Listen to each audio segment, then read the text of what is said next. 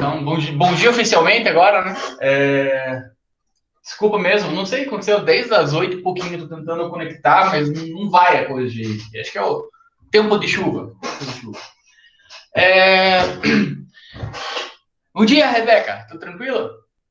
Então, a gente dá sequência ao nosso tema de ecoturismo, né? A gente tinha começado a ver, né, algumas coisas na aula passada. Essa aula, naturalmente, ela duraria um dia só, né? Que são duas aulas, mas esse novo esquema nosso, ele muda um pouquinho. O que a gente tem, então? Deixa eu tentar dar um full screen aqui, peraí.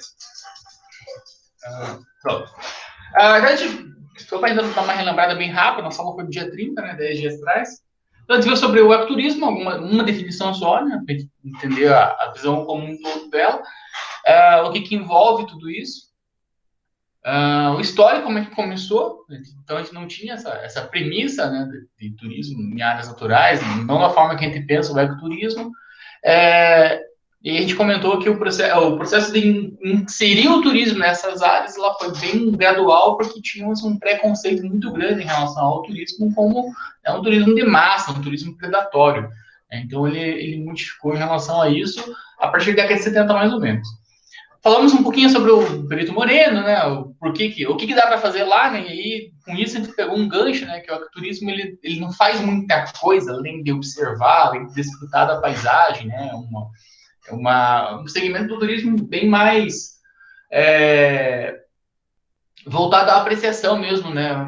Quase que num nível assim psicológico, né? De relaxamento, né? De outras perspectivas além de fazer coisas. Você vai lá para observar, para aprender, para entender o contexto como um todo. Aí depois disso falamos sobre Galápagos. Vimos lá a iguana, a única iguana da espécie marinha do mundo, né? Vimos em relação à tartaruga, falamos sobre o George, né? A última tartaruga lá que morreu e está empalhada hoje. E eu acho que nós paramos mais ou menos por aqui mesmo. Acho que nesse slide que nós paramos, né? Falamos alguns exemplos sobre África, Caribe, né? Sobre os outros continentes aí, que a gente comentou alguns casos com vocês, né? A questão do Big Five na África, dos golfinhos no Caribe. Na Europa, a relação do turismo rural, que é um pouco diferente da nossa perspectiva que temos aqui na América do Sul, e da América do Norte em relação aos parques nacionais. Eu acho que nós terminamos por aqui. Agora, eu vi tua mensagem, Rebeca. Tudo bem também. Obrigado pelo carinho, pela pergunta. Muito bem, então nós paramos por aqui, né? E até então nós não tínhamos ainda falado do ecoturismo propriamente dito. Estava vendo algumas tendências, algumas perspectivas que levaram a chegar no ecoturismo propriamente dito. Esse conceito é um conceito promissor, né? Então, para-se de pensar em relação ao turismo como um agente predatório, um agente que vai mais estragar o meio ambiente do que ajudar a conservá-lo, e pensas num projeto, né? Esse projeto é um projeto piloto que ele nasce na Costa Rica. É bem importante, né, pensar em ecoturismo, pelo menos na gênese do ecoturismo, é automático esse link em relação à Costa Rica. Eu nunca fui para Costa Rica, eu não conheço lá, mas parece que é muito legal estar na Costa Rica. Não sei dizer para vocês, né, custos, em relação à atratividade, não tenho a menor ideia disso. Mas todos os meus amigos que foram até a Costa Rica saem de lá muito, muito maravilhados, assim, uma sensação diferenciada. Então, você vai ter alguns hotéis no meio de serras, assim, super equipados, você vai ter aquelas balanças loucas lá que você vai para o infinito. Você tem, tipo, várias possibilidades de ter esse contato muito íntimo, muito próximo da natureza, na Costa Rica, propriamente dito. Por que se fala bastante de Costa Rica? Primeiro, que começou, e segundo, porque foi investido de fato. Né? Se for pegar assim, características, né, de natureza, de potencialidade natural que o Brasil tem em relação à Costa Rica, eles se equiparam com grande tranquilidade. Só que nós não temos toda a infraestrutura, né, que foi investido mesmo na Costa Rica, pensando já nesse projeto. Né? Para quem não sabe onde fica a Costa Rica, fica na América Central. Então, está no mar caribenho aí. Na sala de aula, geralmente, para as pessoas apontarem a Costa Rica sem o nome dos países. Né? Mas aí, como tá, os nomes vão ficar mais fácil para vocês. Eu não sei se vocês enxergam o meu mouse. Deixa eu ver aqui na minha outra tela se eu consigo ver meu mouse. Não consigo. A Costa Rica está ali na América Central, é um país verde ali, né? Se pegarem de baixo para cima, tem a Colômbia, do ladinho tem o Panamá, o famoso canal do Panamá, e logo em seguida vem a Costa Rica, né?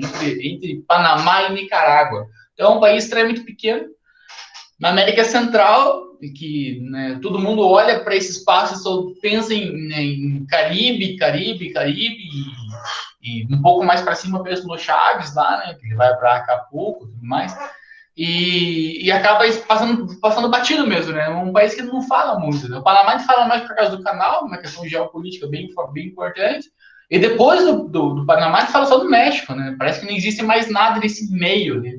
É tipo o nosso Nordeste brasileiro, né? Tem um monte de estado grudadinho por um país que não existe, né? Então, só para vocês terem uma noção aí, espacial da Costa Rica. O que acontece na Costa Rica? A Costa Rica não tinha centros turísticos, né? Então, aí vocês viram na Luiz Fernando, né? Centro de distribuição, centro de estada, de escala, centro 400, não lembro mais. E um desses centros turísticos que o Bolhão coloca para nós, um desses centros é o centro turístico mesmo. Então é aquela parte em que os turistas ficam, basicamente, né? Vamos pensar em Matinhos, é a parte ali da orla de Matinhos, lá fica calçadão, né? Beira-mar. Então faltavam centros turísticos, né? Então aí nós temos um parque nacional aí, né? Não sei, não sou fluente em espanhol, é muito longe disso, mas o Manuel Antônio aí, ele foi eleito pela Forbes em 2011, né? Faz um tempinho, já uma década, né? Que ele estava entre os 12 parques mais bonitos do mundo, né? Então ele tem uma característica bem marcante aí, né? Então faltava um centro turístico, que mais, né? Necessitava um novo enfoque para o setor de Costa Rica. Costa Rica ela não tinha um parâmetro, assim, né? Venha para cá, mas não se sabe muito bem o que fazer aqui, né? Só venha, daí depois entender. Então faltava direcionar mesmo esse público. Mais ou menos como acontece no Brasil, né? Vem para o Brasil no carnaval, por exemplo, só vem para isso, né? Ela não vai para Ponta Grossa no carnaval, vai, né, para cidades que tem, né, os desfiles, né, com um pouco mais intensidade, um pouco mais qualidade. Então, eles estão vendo algumas coisas, né, da arqueologia, né, com coisas da Costa Rica, que tem meio que de tudo, né, um país, né, bastante rico culturalmente, mas não tinha um foco. Então, não tinha centro turístico, não tinha um foco para o setor especificamente.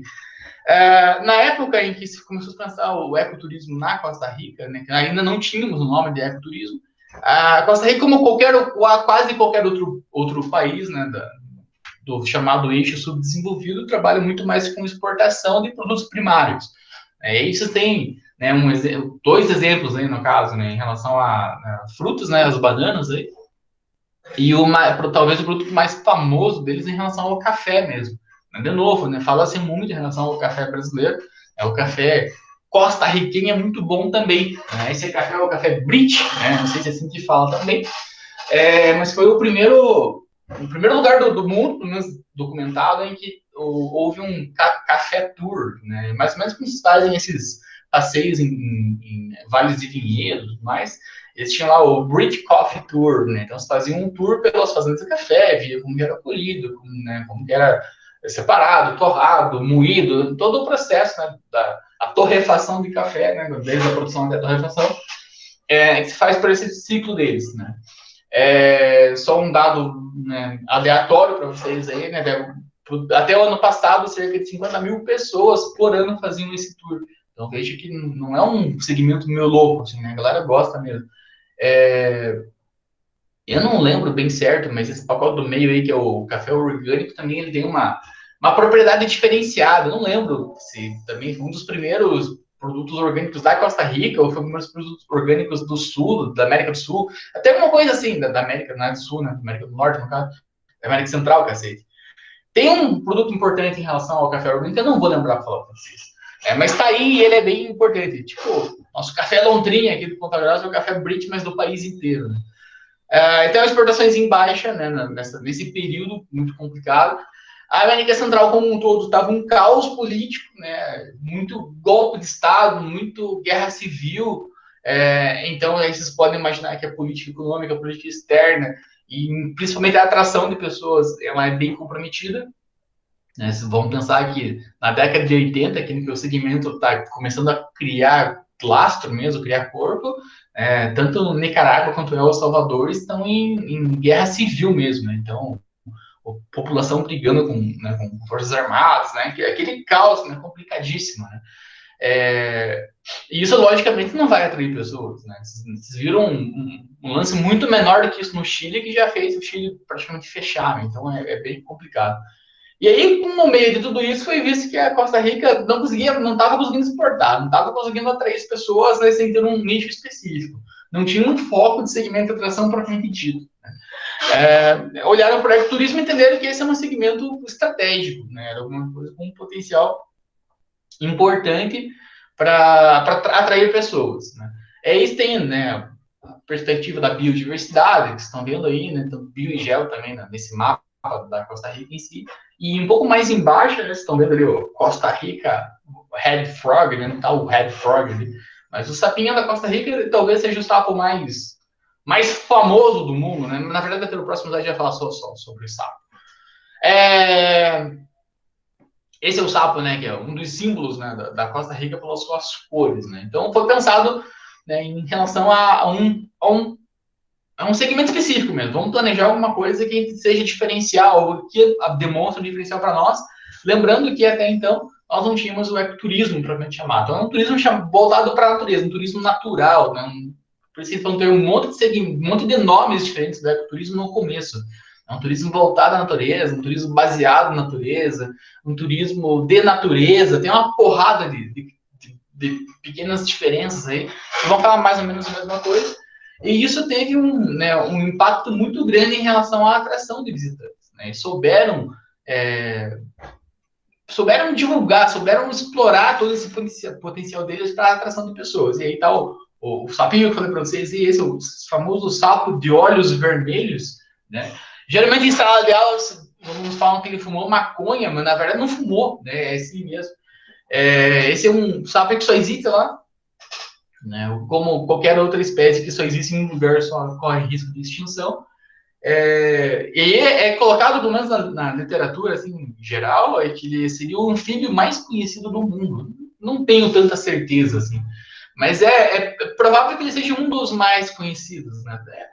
Talvez vocês já tenham visto esse sapo vermelho aí, de olhos vermelhos, né, em algum lugar, ou não tenham se deparado com ele. Pelo menos viram ele em algum lugar, mas não notaram ele. Né? E a ideia do olho vermelho é para tentar fazer com que os predadores dele se assustem. Né? Então, ele abre os olhos no máximo possível, olho vermelho. Né? O vermelho é uma cor natural, né? Que representa perigo. Né? Geralmente, quando vocês estão no meio de uma floresta, tem uma coisa muito vermelha, né? Um sapo muito vermelhinho, uma cobra vermelha, né? Já tentam fugir dela e isso acaba assustando predadores e tentando ele fugir. Né? Só que ele é bem pequenininho, na verdade, né? Ele é minúsculo.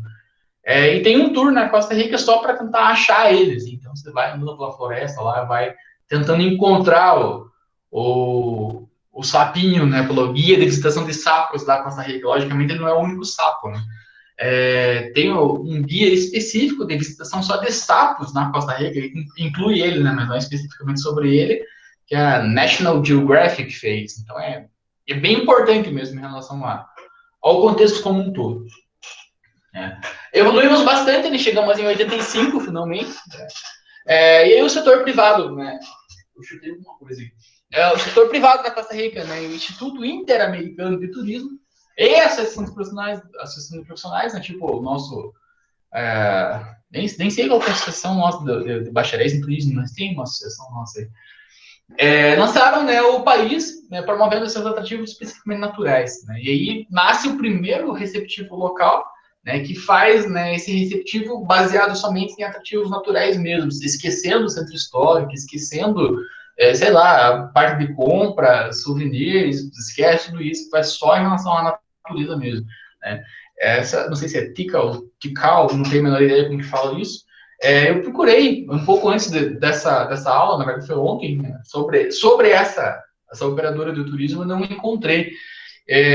Eu achei um negócio com esse mesmo nome, Tikal, mas maior, bem maior, assim, tipo uma operadora, né, tanto de emissivo quanto de receptivo.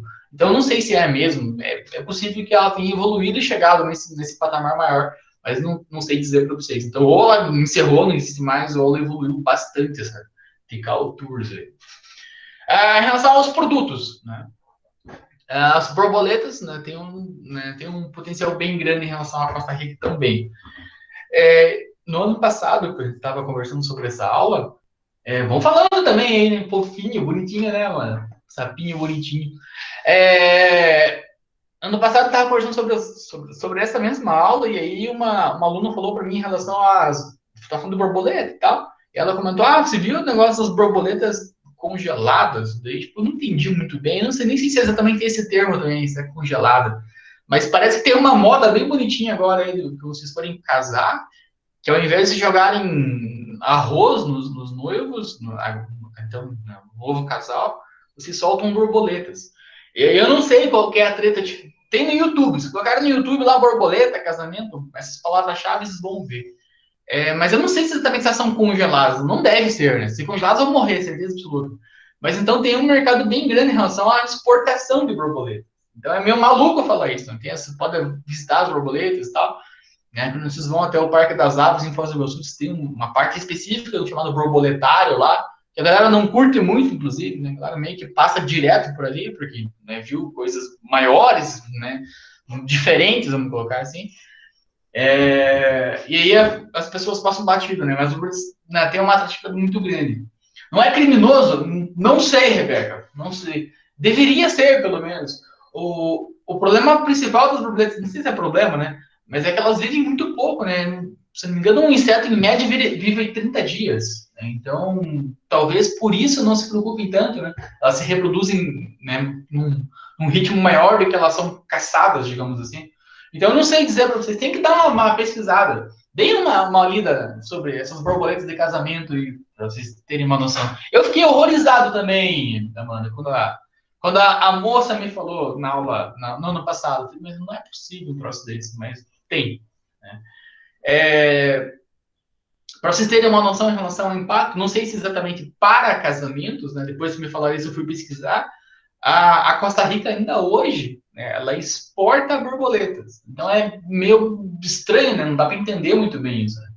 Né? Nos dados mais atualizados que eu consegui encontrar, cerca de 400 famílias, mais ou menos, produziam borboletas. Não sei se é esse termo correto falar isso, né? Mas tinha não é uma plantação de borboleta, né? Mas tinha, não sei como que fala. Tenho a menor ideia como que fala o nome de cultivo de borboleta. Mas faziam as borboletas para exportação mesmo. Então tem um ciclo específico em relação a isso. Acho que o próximo slide vai mostrar alguma coisa, inclusive. Que, sei lá, no momento específico, ela está no casulo dela ali, você arranca ela da árvore, sei lá onde ela vai estar, põe numa caixinha e manda. Ela vai nascer no país que você, né, que comprou elas.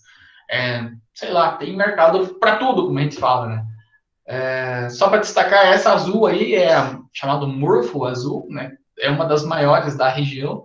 Ela pode alcançar até 20 centímetros, então ela é bem grande mesmo. Pegue uma régua e veja. 20 centímetros é bem considerável em relação a. Principalmente é um inseto, né? Ah, aqui, né, para a gente ver, né? Esse é o. Não sei exatamente se é um roteiro, se é um circuito, se é uma trilha, né? Mas essas árvores que vocês estão vendo aí uma. Eu não sei se, de novo, né? Os espanhol não é minha praia, né? Mas é uma espécie chamada poró. Né? E essa árvore ela alimenta as larvas de borboleta. Então, esse é um lugar estratégico para você passar com visitantes. Então, você dá uma passeada para ele, mostra ali os casulos, sei lá o que é, conta a história, né? O porquê que, né? A árvore, né, tem essa propriedade de alimentar as larvas, e isso, né, faz com que as borboletas se instalem nesses espaços.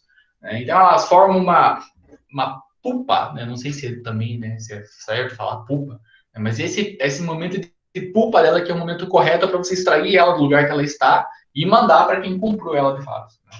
Né? Meio desumano, né? Mas, né? As borboletas não são humanas, né? Então a galera exporta mesmo, né? É complicado, não vou fazer juízo de valor aqui, mas vocês fazem o juízo de valor de vocês. Né? Mas se não fosse especificamente para a venda, para a exportação especificamente, eu acho que é interessante, né, você ter uma trilha, você ter né, um caminho, uma rota, né, que trabalhe em segmentos específicos. Então, aqui seria legal, né, você entrar né, num ambiente diferenciado, vocês estão vendo que no chão ali é areia, né, então, um ambiente costeiro e tudo mais.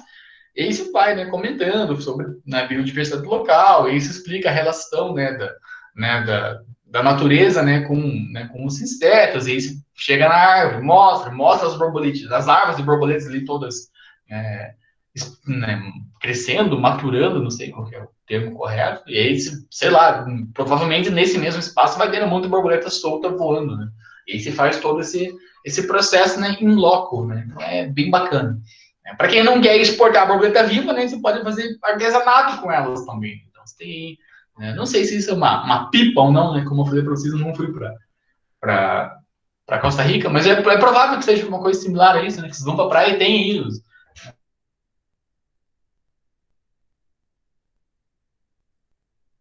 Então, se é conhecido por ter um monte de borboleta, então vamos utilizar isso, né, para o nosso bem, né, para a nossa vantagem, né. Então seria mais ou menos você pegar lá os papagaios da cara roxa lá do litoral paranaense e utilizar eles, né, como um elemento bem importante para divulgar o espaço.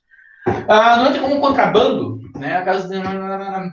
Mas daí eu acho que elas não. Acho eu, tá, Rebeca? Não sei. Tem que pensar, eu juro que eu vou ler mais sobre a borboleta. Mas eu acho que elas não estão. As borboletas não estão em extinção, propriamente dita. Né? Então aí eu acho que não se enquadra nesse aspecto. Em relação à contrabando, você tem que ver a lei do país, né? Então tem que dar uma analisada. Eu vou anotar aqui, porque eu certamente vou esquecer disso. Mas eu não sei. É excelente a tua pergunta, Rebeca. Peraí.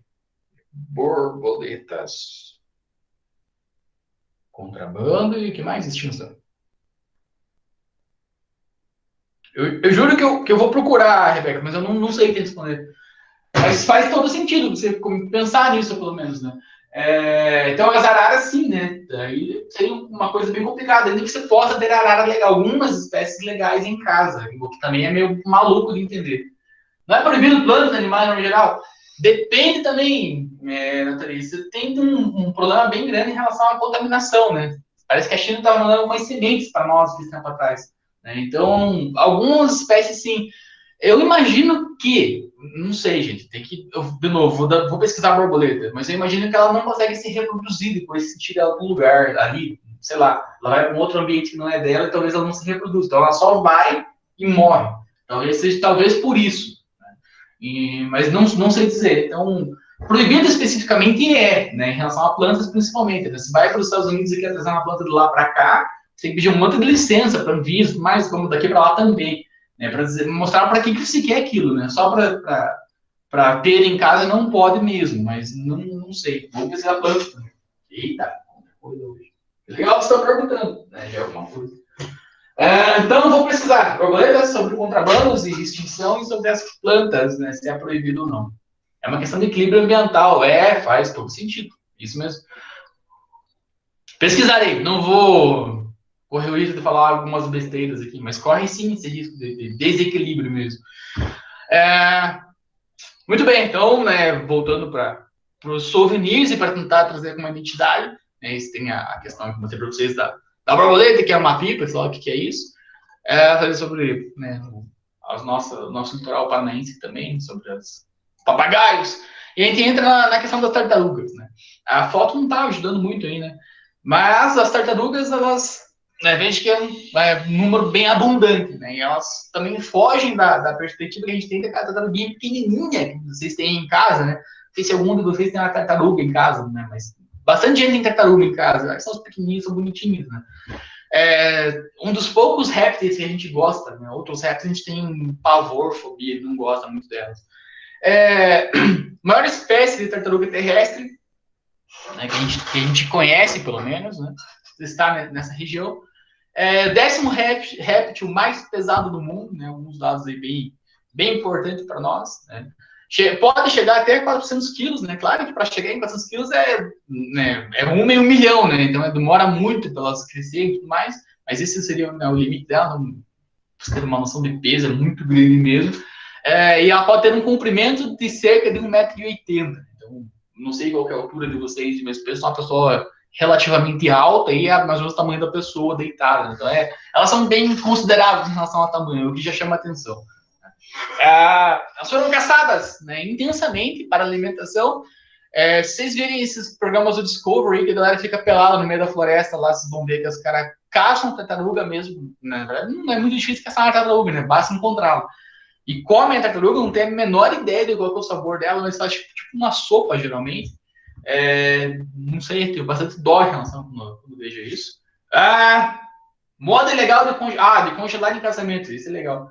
Eu tinha entendido em relação ao contrabando da Costa Rica para o mundo, Rebeca. Eu tinha entendido errado a tua pergunta.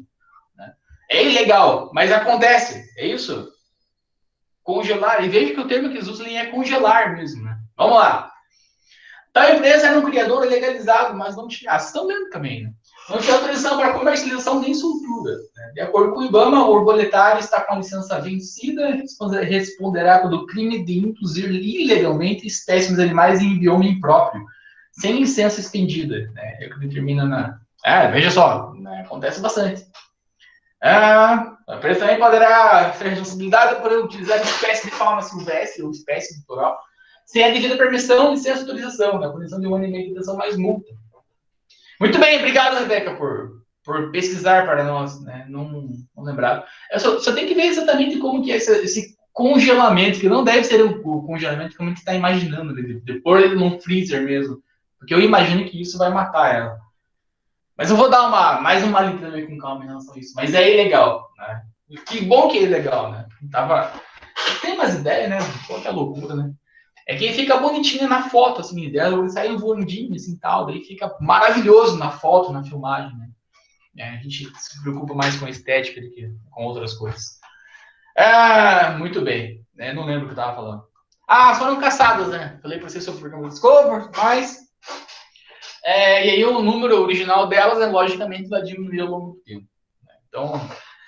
se calculava que inicialmente existiam cerca de 250 mil, né, exemplares dessas tartarugas, né, não necessariamente gigantes, mas bem grandes, e isso a gente tem hoje, né, na verdade hoje não, na década de 70 a gente tinha cerca de 3 mil exemplares, então eu acho que de 250 para 3 é muita coisa. Dessas todas as espécies, a gente tem 2 que já foram extintas, de fato. Sobraram 15, dessas 15 que existem, somente 10, né, estão em liberdade, outras 5 já estão só em cativeiro, não é exatamente cativeiro, né? Estão em lugares que são protegidos especificamente para elas, só não está mais em liberdade, né? tá atrás de umas cercas aí. Aí só para vocês terem uma noção, né, em relação a painéis interpretativos, que vão ver com bastante calma, bastante qualidade no ano que vem. Mas tem algumas coisas que podem chamar a atenção, né? Então, locais que elas fazem no ninho, que elas desovam, né? Você pode colocar umas plaquinhas aí contando alguma coisinha, né? Sobre a característica dela mesmo, né? A aula passada eu comentei alguma coisa para vocês sobre Darwin, sobre as tartarugas grandes de Galápagos, né? Que é o casco delas tem uma morfologia diferenciada, que eu não sei se é o termo certo também para falar, mas o casco dela é diferente em relação a cada ilha de Galápagos, aí ajudou o Charles Darwin a pensar, né, a teoria dele. Isso tem a ver com o ambiente de cada ilha. Então, aqui está comentando algumas coisas. Na costa do parque, tem ali, não sei o que são acantilhados, não tenho a menor ideia, e pontas rochosas de origem vulcânica, com as praias arenosas e tudo mais, que permitem subdividir a espécie, né, por outras coisas. Tá contando uma historinha ali para vocês terem uma noção. Não é muito comum aqui no nosso litoral paranaense, pelo menos eu nunca vi nada similar a isso. Em Noronha, logicamente, eles têm muito disso, né? Não são essas placas bem bonitinhas assim, né? Com relevo, com 3D e tudo. Mas você tem algumas, né? Principalmente lugar que tem desovo, né? Os caras isolam para você não pisar em cima dos ovos. E aí você tem algumas plaquinhas ali, mas não é tão detalhado assim. É mais para você não pisar mesmo do que para contar a história da tartaruga como um todo. As tartarugas chamam a atenção, né? É difícil você ver a desova delas natural.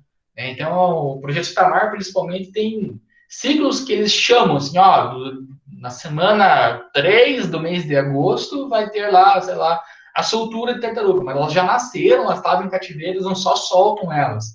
O que também é bem bonitinho de ver, assim. Então, eles pegam aqueles baldes gigantescos, viram na areia, elas saem desesperadas pro mar, nesse processo vem pássaro, caçam elas, né? Acontece de tudo um pouco, né? Mas né, aí você tem que entender que faz parte do ciclo natural da coisa. Bom, aí não tem mais nada para vocês. O que mais nós temos aqui, né? Bosques naturais, esses vão ter áreas que vão ter cachoeiras muito grandes, né? Em determinados períodos, né? Da estação diferenciada, outros né, vai estar um pouco mais seco, ou vai ter sem nada de água. Noronha tem isso também, né? Acho que no mês de janeiro, na Praia do Sancho, que tem período maior de chuva, não sei o que, forma uma cachoeira lá e tal. E todos os outros meses do ano não tem cachoeira nenhuma, né? Então é só a paisagem mesmo. Então você vai ter essa atratividade diferenciada. Aqui trilhas, né? Para mostrar para vocês, né? Aquela cachoeirinha que vocês viram lá. Aí aqui em relação ao piso, é bom tomar um pouco de cuidado em relação a piso.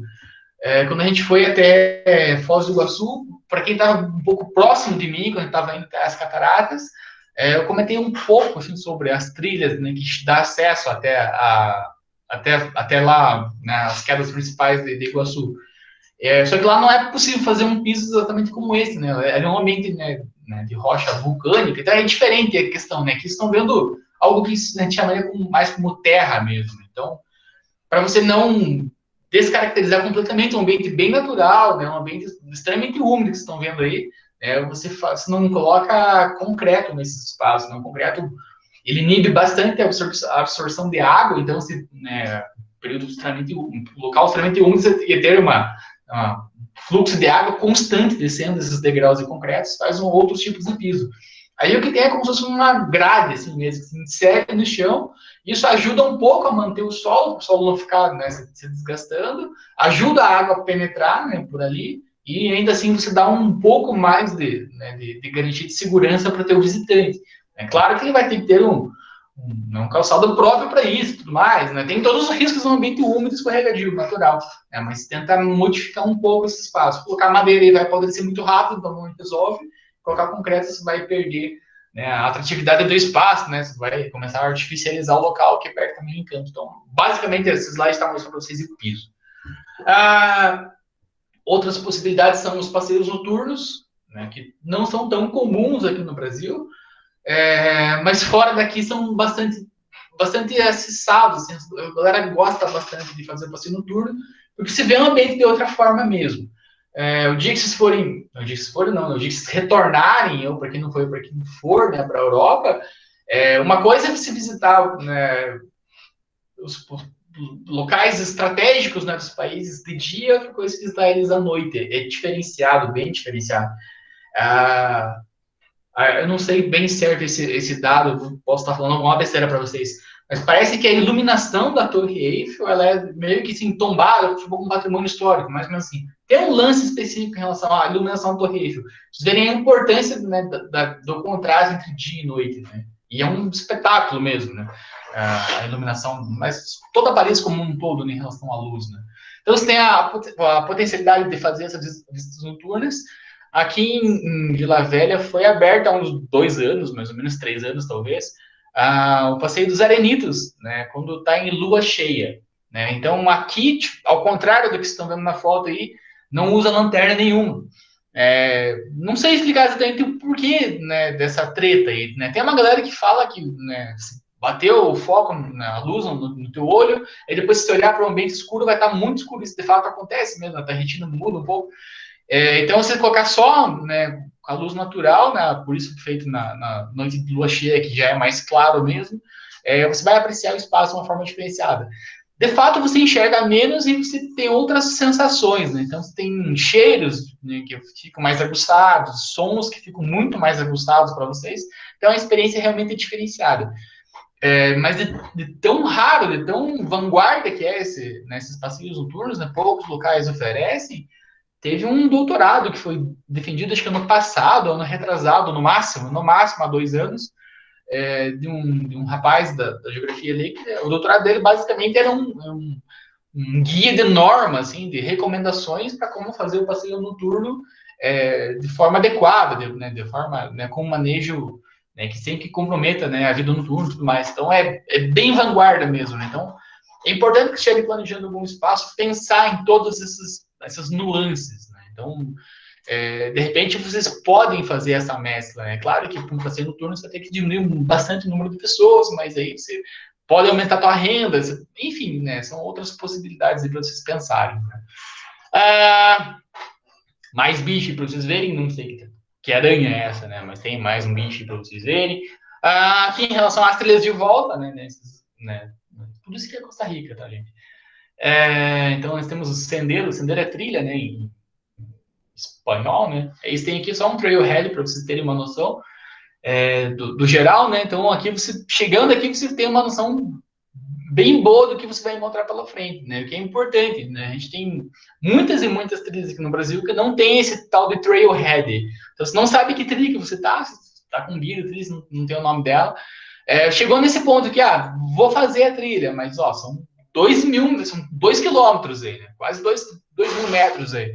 Então é considerável, né? Além de ser 2 quilômetros, você tem uma elevação considerável também. Né? Então você vai sair, né, vamos pensar, de 0 metros, vai subir 30 metros, mais ou menos. Né? Isso aqui, 30 metros pode não representar muito para nós, mas num ambiente de floresta, num ambiente diferenciado, não. Então você vai ter bastante desnível aí que, né, vai trabalhar. Então aqui, se chegou aqui, você já vai ter uma noção geral do que você vai encontrar pela frente. Os trailheads são muito importantes para fazer com que a pessoa entenda se ela pode ou não fazer esse percurso. Aqui no Brasil a gente tem uma outra classificação eu não sei se é da ABNT especificamente, mas eu sei que está nas normas da ABNT, NBR alguma coisa, norma brasileira número X, que além dessas informações de tamanho, né, se é ir de volta, né, se é o tamanho para fazer completo, em relação à elevação e tudo mais, tem algumas outras características que falam aqui. Nível de esforço, então considera-se uma pessoa comum, não um atleta, né? Então, o nível de esforço vai ser de leve, né, a insano, lá tem um termo específico para esse nível extremo, talvez. Por exemplo, o nosso parque, o Margarita Mazzini, aqui em Ponta Grossa, né? Então, para você descer é maravilhoso, para subir é bem complicado, né? Uma pessoa com uma maior idade, maior dificuldade de locomoção, um cadeirante vai sofrer muito para subir o Margarita Mazzini. Então, não tem nada disso. Então, a pessoa corre risco de descer lá embaixo e demorar uma semana para voltar, porque ela vai sofrer muito.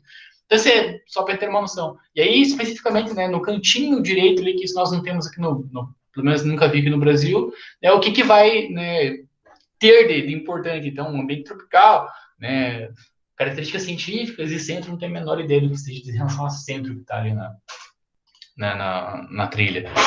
Aqui vocês viram um pouco, né, na palestra lá do irmão da professora Graça, do Rodrigo, né, em relação às árvores, né, petrificadas e tudo mais, né, é chamado, deve ser o termo correto, né, lenho petrificado, né, bioerudido, né, por moluscos aí, né, então você tem algumas marcas aí também, né, que está sendo utilizado simplesmente para apoiar a trilha, né, mais um tipo de planejamento para vocês, planejamento não, né, de recursos para se colocarem no solo, para se pensarem, né, em relação a tentar combater um pouco a erosão, né, compactação do solo, ainda assim permitir que tenha a infiltração de água e tudo mais.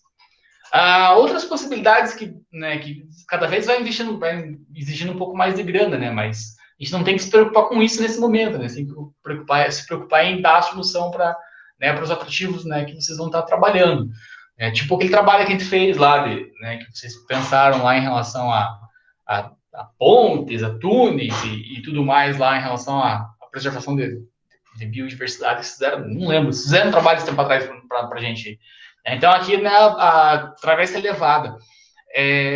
Claro que vai custar muito mais, né, você tem que ter uma manutenção muito mais específica, muito mais, né, específico, muito mais frequente em relação a isso, né, você não pode já cair num troço desse.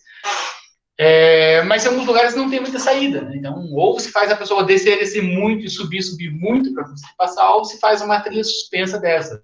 Então, não tem outra saída, né? Então, aí você vai ter que colocar mesmo, né? Descaracterizar o ambiente, né? Tem que colocar metal, ferro aí para dar infraestrutura, mas você tenta fazer isso de uma maneira que seja um pouco menos agressivo, né? Então, você vai colocar tudo furadinha.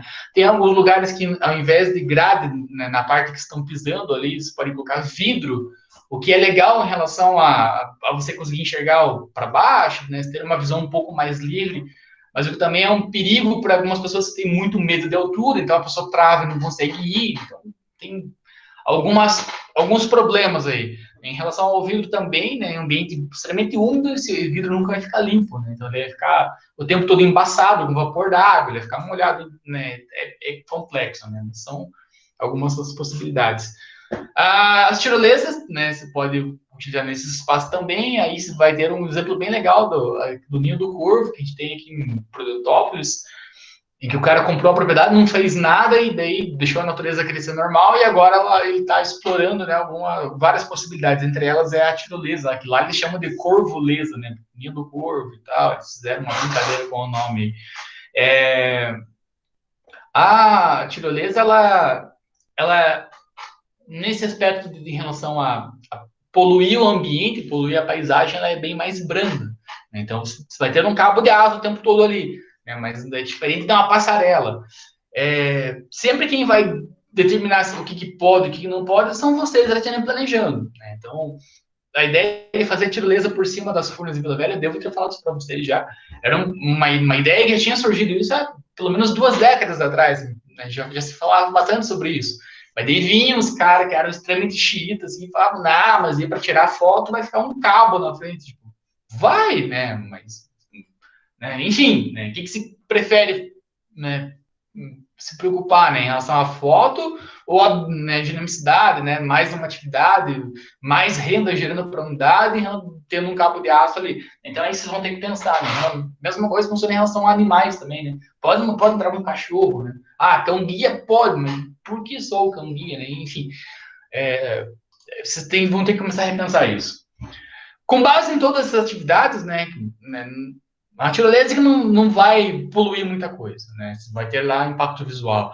Você vai ter né, a, a estruturação de solos em relação à passagem de pessoas, mas também sem agredir muito, né? Sem tanto concreto, permitindo, né, a infiltração de água, permitindo que, né, o fluxo quase natural se mantenha. Você vai ter as passarelas que vão evitar que você pise em lugares que, né, vai mais danificar o espaço do que ajudar ele, né? Tem no Guartelá, inclusive, vários lugares em que você passa por algumas coisas elevadas, né? Não é tão grande assim, mas tem vários metros que você passa, né, por cima e não pisa no solo. Então, é uma possibilidade. Com base em todos esses pensamentos, né, de estruturação de forma que não agrida o meio ambiente, nasce o conceito chamado de ecoturismo, que depois é adotado, né, em todo mundo, né? Vocês vão ter várias coisas eco-coisas aí.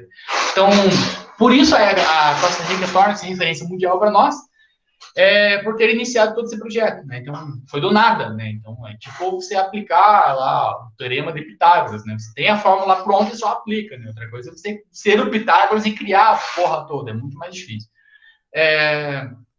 Isso promoveu, né, bonança, aí, né, uma palavra bem velha, né? Produziu, né, uma receita bem grande em relação ao turismo para o país, e acaba, mais importante do que gerar renda, gerar receita, né, ele acabou desmistificando bastante a relação negativa do turismo em relação ao espaço, né? Então, para-se de pensar um pouco que o turismo só agride, né? Então, calma aí, né? O turismo não só agride, o turismo agride também, né? Mas não é só isso, né?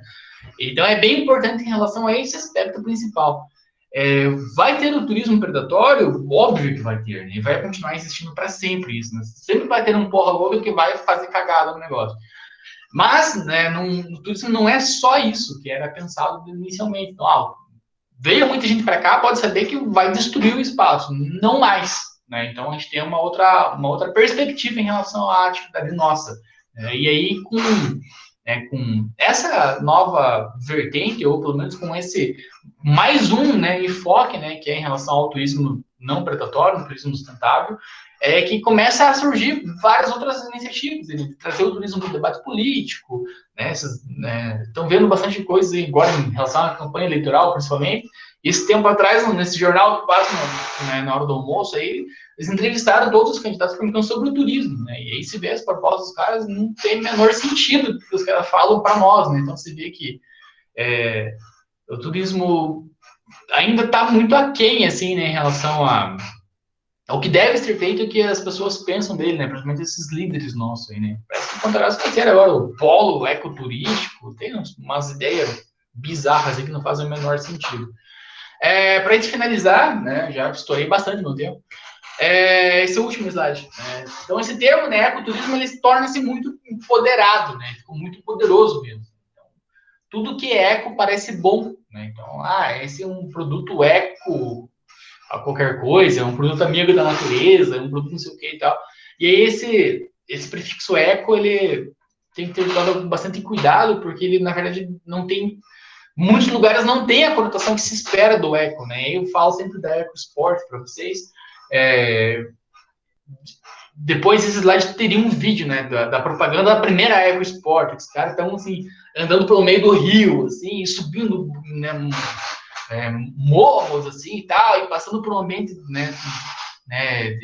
de mata fechada, assim, tipo, nossa, um carro que saiu da selva, né? Mas o ECA é justamente o oposto disso, né? Você não tem que passar por, né, o carro pelo meio do rio, né? Há um tempo atrás a gente ia até o Capão da Onça ali e tal, o pessoal parava em cima do platô ali com o carro e lavava o carro ali com a água do rio, jogava espuma e sabão, era uma loucura aquilo.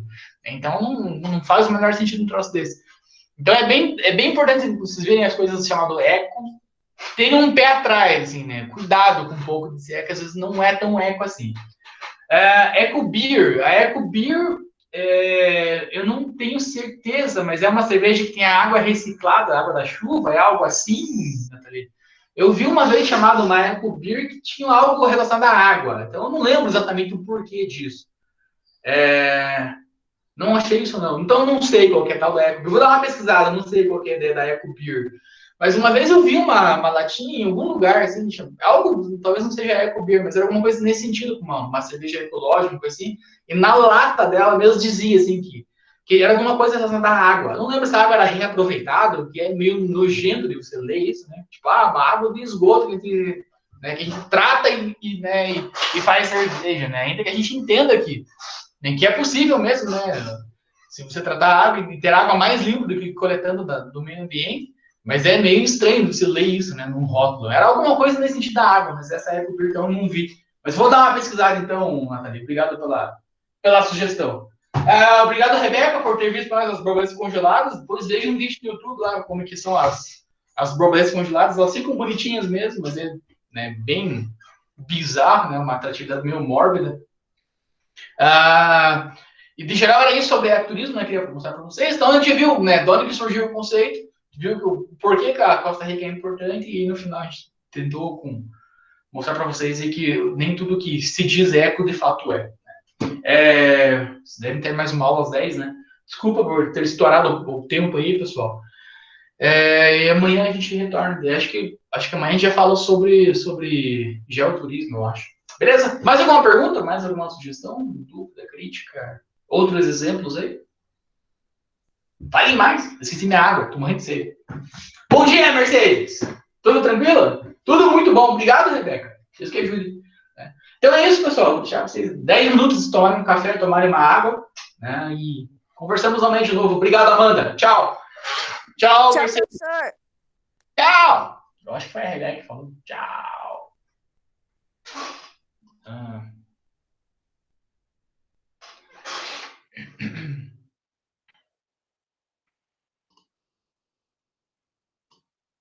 Para de gravar.